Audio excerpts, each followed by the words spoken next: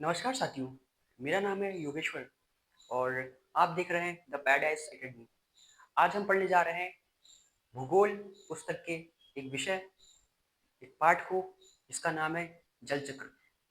तो चलिए शुरू करते हैं।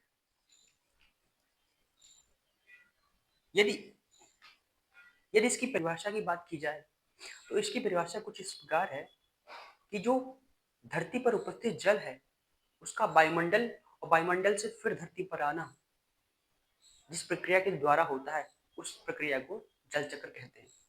चलिए समझते हैं इसको। पानी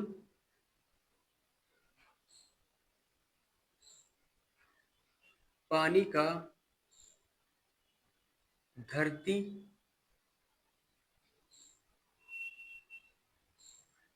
धरती से वायुमंडल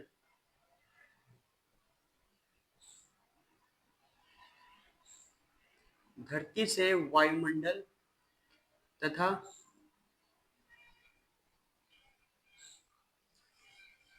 वापस वापस धरती पर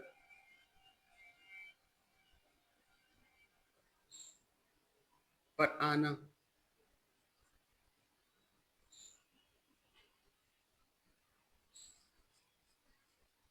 आना जल चक्र कहलाता है।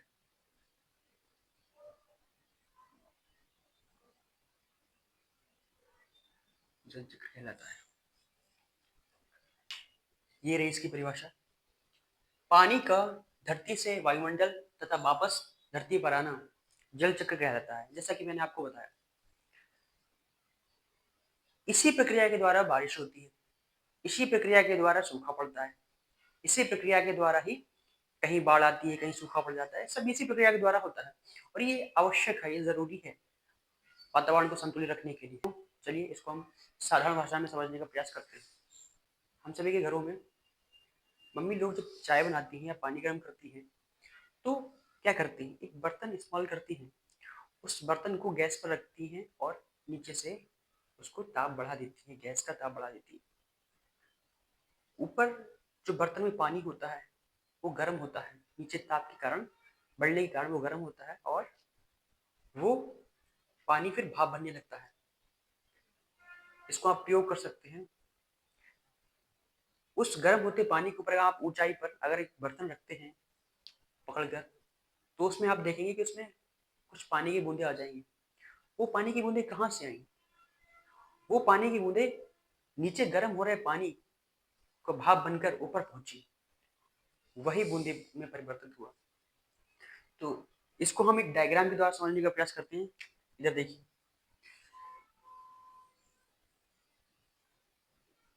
ये हैं आपके बादल, ये आपके बादल, ये है आपका सूरज, ये है आपका सूरज, ये आपका सूर्य, ये है आपका समंदर का पानी, ये आपका समंदर का पानी। ठीक है, इसको बोलते हैं जल, ये आपका जल।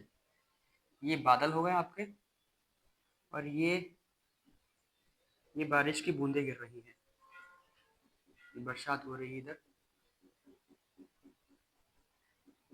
ये बारिश की बूंदें, ये भाप बन रहा है पानी, ये सूर्य के ताप के कारण भाप बन रहा है। ठीक है, और ये जाकर ऊपर बादल बनाएगा। बादल, बादल किसके हैं? बादल ये भाप के हैं। ये बादल भाप से ही बनते हैं, जो सफेद सफेद आपको दिखाई देते हैं वो भाप से ही बनते हैं, पानी से।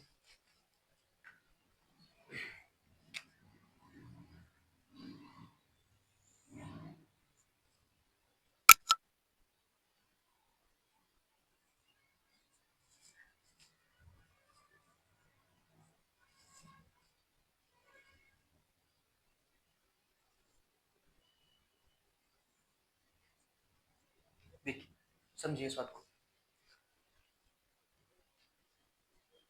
ये जो समंदर का जो पानी है, ध्यान दीजिए, ये समंदर का जो पानी है, समंदर, तालाबों, नदियों, झरनों या कहीं भी भरा हुआ पानी या जो उपस्थित है पानी, वो पानी गर्मियों में गर्मियों में सूर्य का ताप बढ़ने के कारण, सूर्य का जब ताप बढ़ता है, गर्मी बढ़ती है, तो गर्मी बढ़ने से वो पानी भाप बनने लगता है और भाप बनकर आसमान में जाता है, बादलों के रूप में परिवर्तित हो जाता है। आसमान में इसलिए जाता है क्योंकि हल्का होता है भाप, इसलिए वो ऊपर जाती है। ऊपर बादलों में जब ये उपस्थित हो जाता है तो उसके बाद एक एक प्रक्रिया होती है, एक घटना होती है, जिस घटना को कहते हैं हम संघनन। क्या कहते हैं? संघनन। ये सबसे महत्वपूर्ण बिंदु है इस पूरे पाठ का, आपके सबसे महत्वपूर्ण। अगर आपने इसको याद कर लिया, आपको सब याद हो गया। सिर्फ इसको याद करना है। क्यों? क्योंकि जो भाप के रूप में बादल उपस्थित थे, उनका बूंदों में बदलना संघनन प्रक्रिया के द्वारा ही होता है। जब संघनन की घटना घटित होती है, प्रक्रिया होती है, तो उसके बाद पानी, सॉरी, जो बादल हैं, उसका जो बादल हैं वो बूंदों में बदल जाते हैं और बूंदें भारी होती हैं, इसलिए वो गुरुत्वाकर्षण के कारण धरती पे आ जाती है, जिसको आप क्या कहते हैं? वर्षण कहते हैं। वर्षण, इसको आप वर्षण कहते हैं। वर्षण यानी वर्षा। ये आपका जल हो गया और ये आपका बाष्पीकरण।